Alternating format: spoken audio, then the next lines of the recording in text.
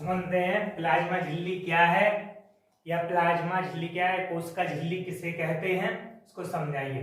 तो कोशिका के चारों तरफ एक पारदर्शक झिल्ली पाई जाती है। क्या पाई जाती है? पारदर्शक झिल्ली पाई जाती है, जिसे प्लाज्मा सेल या कोशिका झिल्ली या प्लाज्मा झिल्ली कहते हैं। इनके कार्य क्या क्या है प्लाज्मा झिल्ली के? एक कोशिका को निश्चित आकार प्रदान करती है, ये जीव द्रव्य को बांधे रखती है, कोशिका को क्या प्रदान करती है? आंतरिक सहारा प्रदान करती है। यह एक समान कोशिकाओं के आपस में क्या करती है? चिपकने में सहायता करती है। हार्मोन और रासायनिक पदार्थों के द्वारा सूचनाओं का आदान प्रदान करने में सहायक होती है। तो प्लाज्मा झिल्ली समझ गए, कोशिका के चारों तरफ पाई जाने वाली, जैसे ये कोशिका, इसके चारों तरफ एक लचीली झिल्ली पाएगी, तो इसको क्या बोलेंगे? प्लाज्मा सेल या प्लाज्मा झिल्ली।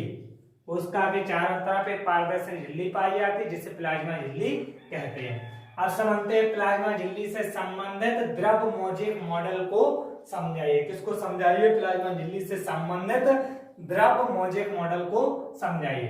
तो सिंगर और निकोलसन नामक वैज्ञानिक में, दो वैज्ञानिक थे। कितने वैज्ञानिक थे? दो। सिंगर और निकोलसन नामक वैज्ञानिकों ने सन 1972 में, कितने में? सन 1972 में प्लाज्मा झिल्ली की संरचना के संबंध में एक मॉडल प्रस्तुत किया, जिसे द्रव मौजिक मॉडल कहते हैं। ठीक है, तो आपसे पूछा गया द्रव मौजिक मॉडल किसने दिया था? द्रव मौजिक मॉडल सिंगर और निकोलसन नामक वैज्ञानिक ने दिया था। कब दिया था? सन 1972 में दिया था। क्लियर?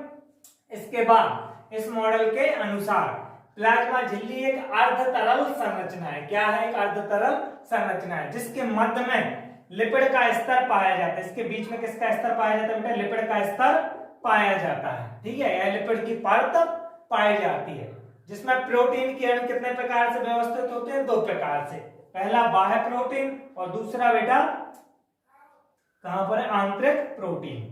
ठीक है, तो बाह्य प्रोटीन यह बाहर की तरफ पाए जाते हैं। बाह्य प्रोटीन कहां पर की तरफ पाए जाते हैं? बाहर की ओर पाए जाते हैं। बाहर की ओर पाए जाते हैं प्रोटीन, तो इनको निकालना आसान होता है। और ये जल में कैसे होते हैं? बाह्य प्रोटीन घुलनशील होते हैं और कुल प्रोटीन का 20 से लेकर 30% हिस्सा बनाते हैं। कितना हिस्सा बनाते हैं? 20 से लेकर 30%।